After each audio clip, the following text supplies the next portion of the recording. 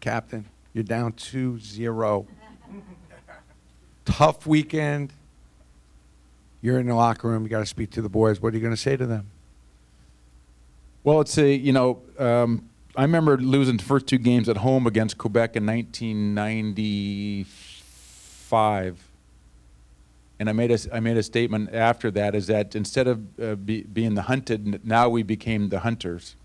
And I think that's kind of the philosophy that the Rangers have to get. They have to change their mindset a little bit there. But also, the other diagram that I used to put up or have for myself is, one would be on this side of the ledger would be disappointment, and then with an arrow pointing this way, and then on this side would be determination with an arrow pointing this way.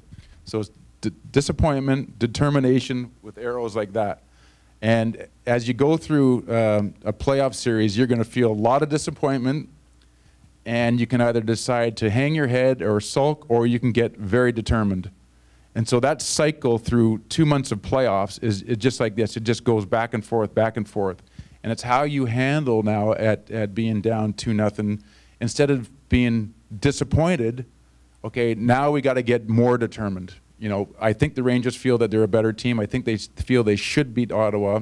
I think everybody feels they should be able to beat Ottawa.